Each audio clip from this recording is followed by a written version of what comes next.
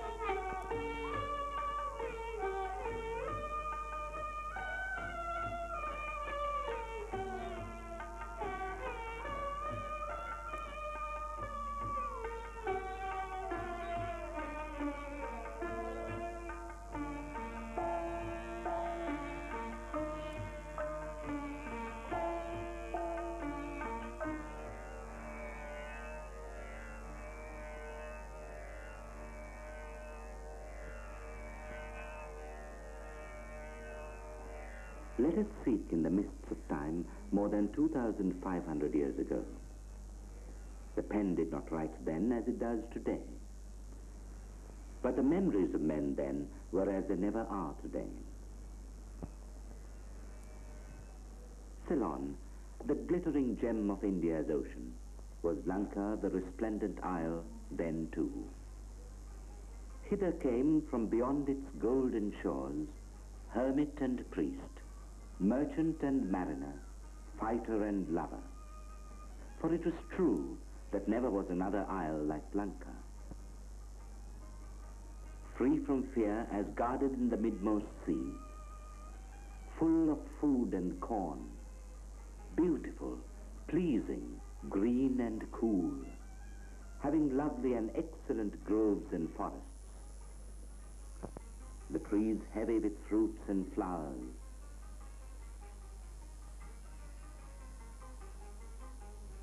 with rivers, mountains and lakes, and free from stain.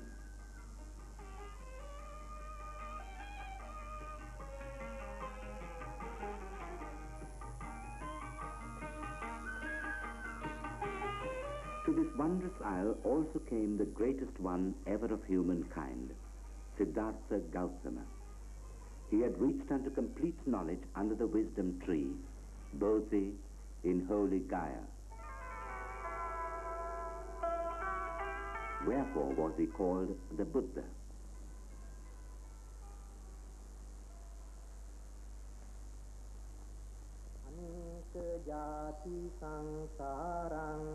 Many a house of life hath held me, seeking him who wrought these prisons of the senses, sorrow fraught. Sore was my ceaseless strife. Thus has it been written of old by a vanished sage of the line of Gautama the Buddha, in the great chronicle of the island, compiled for the serene joy and emotion of the pious.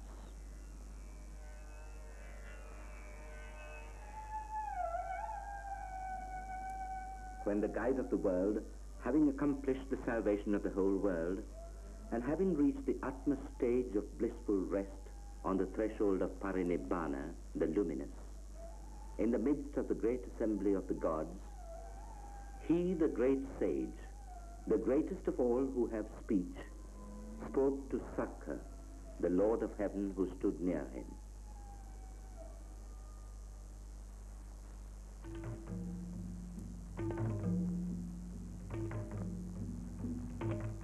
Vijaya, son of King Sihabahu, is come to Lanka from the country of Lala, together with 700 followers. In Lanka, O Lord of gods, will my religion be established.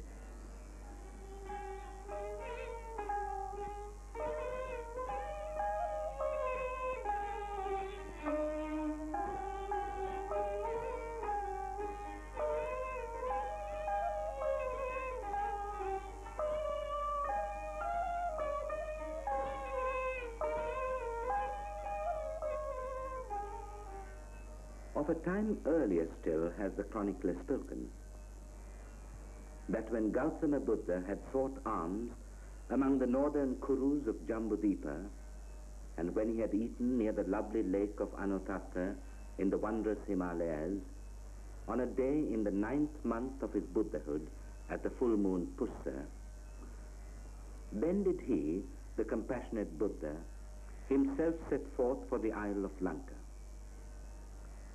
For he, the all-knowing, knew that there it was that his doctrine will shine in glory in after time. And he knew that from Lanka, filled with yakas, the yakas must first be driven forth. And he knew that in the midst of Lanka, on the fair river bank, was the delightful Mahanaga garden, where the yaka hosts of all the land were in assembly.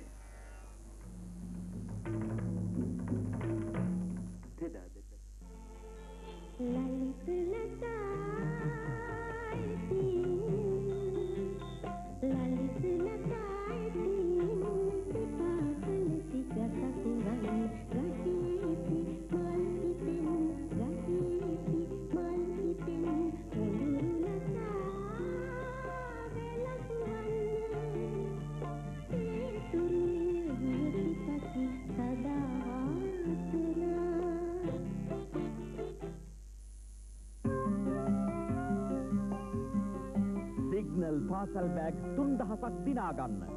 ඕනෑම signal අසුරන 3ක් එවා. අදම signal පාසල් bag තරගයට එක්වන්න. වැඩි විස්තර ඔබේ වෙළඳ මහතාගේ. හිතේවත් දැන් මේ වාර්තා චිත්‍රපට ගැන කතා කරනකොට අපි දන්නවා මේ පිටපතේ වැඩගත්කම ගැන කතා කරනවා නම් මූලික පිටපතක් අවශ්‍ය වෙනවා, කැමරා පිටපතක් අවශ්‍ය වෙනවා, සංස්කරණ පිටපතක් අවශ්‍ය වෙනවා. ඒ වගේම පසුබිම් කතනේ එක වෙනම පිටපත.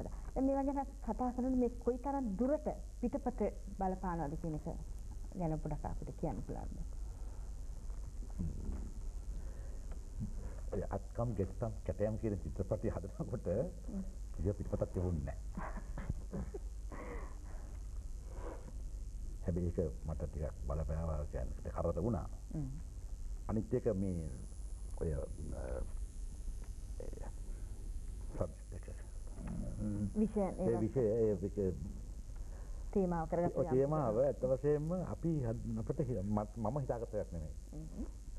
රජ චිත්‍රපටයන් ආයතනයට ලියවනකාව මහිලා සමිතියෙන් මේ කඩුවෙල ඊළඟ මධ්‍යස්ථානයේ මේ කොල්ලතු කියන එක අත්කම් සිද්ධීන් පොඩ්ඩක් චිත්‍රපටගත කරලා ඒක පෙන්නන්නේ කියලා හිතනවා. මම දවසක් ගියා උතේ බලන්න. මට කිව්වා මගේ අධ්‍යක්ෂකතුමා ජෝර්ජ් කොන්ගේ මහත්මයාට මට කිව්වා බලන්න කියලා. ඉතින් මම කල්පනා කළා මේක අර හින්දා පින්ඩෝරේ දාන්න එක වැඩක් නැහැ. අපිට පුළුවන් මේකෙන් හොඳ සෑහෙන චිත්‍රපටයක් හදන්න. එදා තමයි මට අදහස ඇති වුණේ මේ චිත්‍රපටය හදන්න. ඒ වෙලෙත් තිබුණේ නැහැ මගේ ඇත්ත වශයෙන්ම කියනොත් නම් පිටපතක් කියලා තිබුණේ. හිතේ හොඟක් තිබුණේ හිතේ. ඒකත් මට බාධාවක් ඒක කරදරයක් වුණා. මොකද මෙතනින් කොතෙන්ද යන්නේ කියලා හිතන් ටිකක් ඒකෙන් චිත්‍රපටිත් ටිකක් නාස්ති වෙන්නේ නැති කියලා මම හිතනවා. අත වශයෙන් මට ඒක පස්සේ බලපෑවා මේ ඔඩිට් මගෙන් ප්‍රශ්න කරා මොකද මෙච්චර චිත්‍රපටි මේකට වේදන් කරේ කියලා. පරිපාලනයේ ප්‍රශ්න කෙරේ. හැබැයි ඉතින් අත වශයෙන්ම අනවා මේ පිටපත තියෙනවා නම් ඒක තමයි. කටු පිටපතක් හරි කමන්නේ මුලින්ම තියෙන්න ඕනේ. එතකොට Taman යන මාර්ගය දන්නව හරියට. නැත්නම් මගදී අපිට එක එක දේවල් වලට හිත යොමු කරන්න වෙනවා. මචිත දැන් මේ මුලින්ම ජාත්‍යන්තර ත්‍යාගයක් චිත්‍රපට සම්බන්ධයෙන් අපට ලැබුණේ හෙට්ටිආරච්චි මහත්තයාගේ නිර්මාණයකට කියලායි අපි අහලා තියෙන්නේ. මේ ඒ ගැන අපිට යමක් කිව්වොත්. ඔව් මහත්තයතුමා මේ 1958 මම අත්කම් ගෙත්තම් කැටය මේක ස්මෝටිස් මැටීරියල්ස් කියන චිත්‍රපටය හැදුවේ. 1959 ජූලි මාසයේ වෙනිස් ජාත්‍යන්තර චිත්‍රපට උළෙලට අපි ඒක සම්බන්ධ කරගත්තේ. එතෙක් මම හිතන හැටියට කිසිම ජාත්‍යන්තර පළවෙනි ටැග් එකක් දිනාගත්තේ නැහැ ලංකාවේ චිත්‍රපටයක්. මම හිතන හැටියට මම දන්නේ නැහැ මට. අනම දන්නේ නැති මේ ලංකාවේ චිත්‍රපටි සම්බන්ධ නෑ මුලින්ම අපිට මේ සම්මානයක් ලැබුණේ ගම්පැටලිය චිත්‍රපට සම්බන්ධයෙන් ඊට පස්සේ. ඔව්.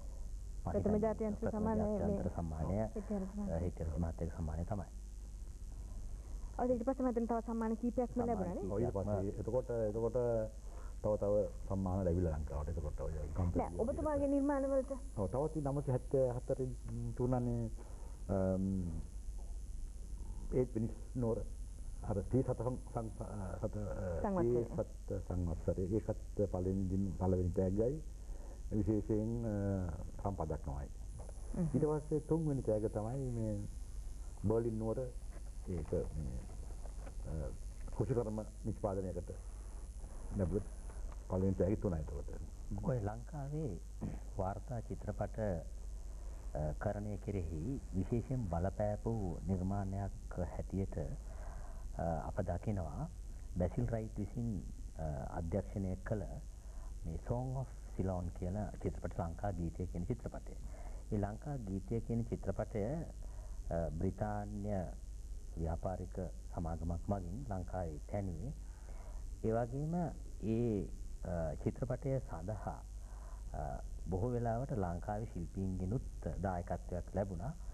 ඒකේ හඬපටිය පිළිබඳව කතා කරද්දී ඒ වගේම ඒකේ සිංහල දෙබස් ඒ වගේම හඬ මුසු කිරීමේදී යොදාගත් උපක්‍රම නිසාත් ඒක විශේෂයෙන් වැදගත් වෙනවා. ඒ පමණක් නෙමෙයි මේ ලංකා ගීතය කියන චිත්‍රපටය වාර්තා චිත්‍රපට කරුවන්ගේ අත්පොතක් හැටියට හඳුන්වලා තියෙනවා. ඒ වගේම මේ ජෝන් ග්‍රියර්සන් වගේ වාර්තා චිත්‍රපට කලාවේ විද්වතුන්ගේ විශේෂ අවධානයකට යොමු වුණා මේ ලංකා ගීතය කියන චිත්‍රපටය.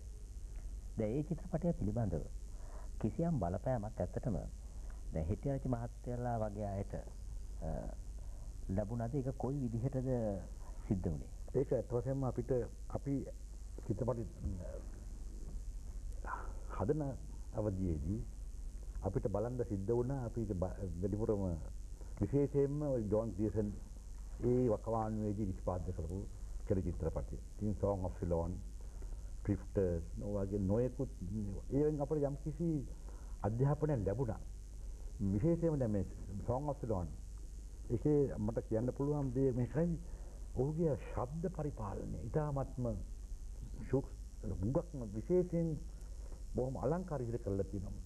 ඒ කියන්නේ දැන් මේ ඔය චිත්‍රපටිය මම හිතන්නේ ඔකට මේ උපකාර වුණේ එම්පත් මාකටිං බෝඩ්. ඒ කියන්නේ ඒ රටේ තියෙන විශාල වෙළඳ මණ්ඩලයක්. ඒ කියන්නේ මුළු රාජ්‍යයේ දැන් රටවල් වලින්ම එංගලන්තයට යන බඩු සම්බන්ධව කෙරෙන චිත්‍රපටියක්. ඉතින් මේ සම්බන්ධ කරන්නේ කොහොමද? ටෙලිග්‍රාෆ් මාර්ගයෙන්, නැත්නම් ටෙලිෆෝන් මාර්ගයෙන්, කතා බහෙන්, ටයිප්‍රයිටර් එකෙන්, ලියුම් ලියුනේ. ඉතින් ඕව සම්බන්ධ කරගෙන තමයි බැසිල් රයිට් ඒක අමුතු ආකාරයකට අපිට විශේෂයෙන්ම ඒ දවස්වල ඔය සුපර් ඉම්පෝස් කියන එක, ඩිසෝල්ව් කියන එක ඕකෙන් හොඳම හදාරන්නට ලැබුණේ ඔන්න ඔය චිත්‍රපටයෙන් තමයි. ඒ කියන්නේ එක චිත්‍රයක් මුඛ වෙලා තවත් චිත්‍රයකට යනවා. ඒකෙන් අපට අදහසක් ඇතිවෙන්නේ මෙයා මේ කියන්න හදන්නේ මිත්‍රම කදී ඉන්නේ අපි යන්න ඕනේ තව තැනකට යන්න ඕනේ කියන කතාව. ඒ කියන්නේ සංස්කරණයේදී අමුතු විශේෂ ලක්ෂණ අපිට ගන්න ලැබුණා. ආමීන්.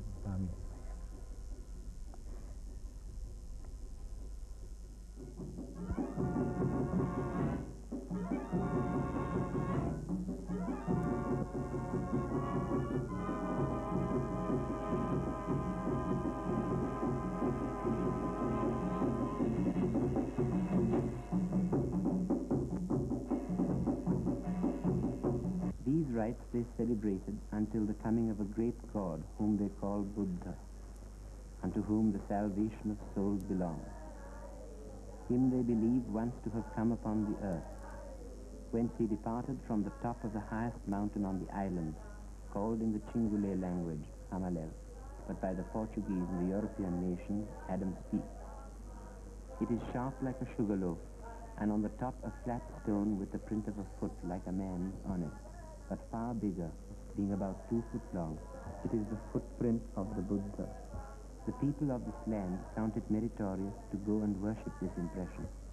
And generally about their new year, which is in March, they, men, women and children, go up this vast and high mountain to worship.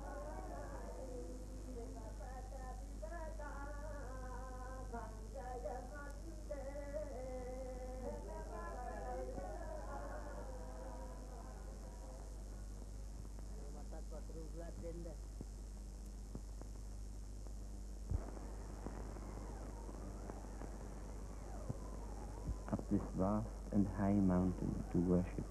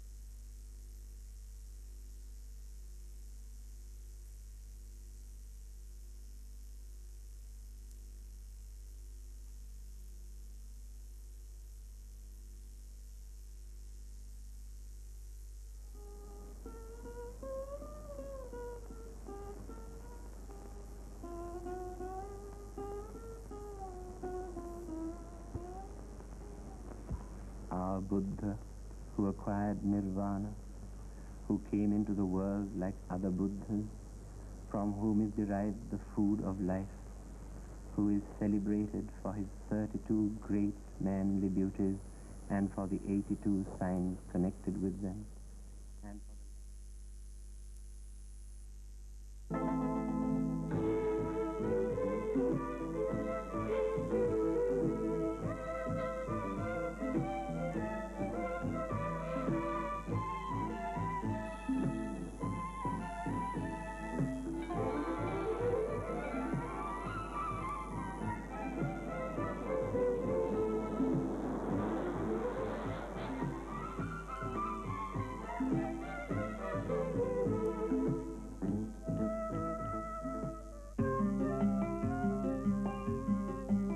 Signal පාසල් බෑග් 3000ක් දිනා ගන්න.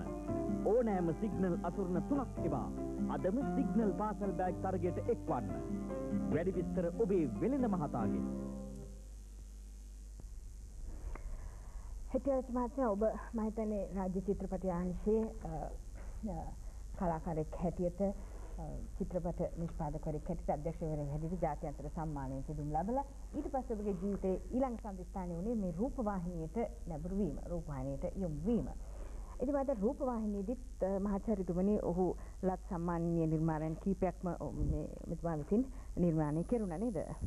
දැන් රාජ්‍ය චිත්‍රපටි අංශයේදී හෙටියාරච්චි මහත්මයා විසින් වාර්තා චිත්‍රපටි 80ක් 90ක් විතර ගානක් අධ්‍යක්ෂණය කළ බව අපි දන්නවා. ඒ වගේම ඊට පස්සේ එතුමා රූපවාහිනියට පැමුණා. රූපවාහිනියට පැමිණියේ රාජ්‍ය චිත්‍රපටි අංශයේ වාර්තාකරණය පිළිබඳව එතුමා ලැබුව අත්දැකීම් පදනම් කරගෙන.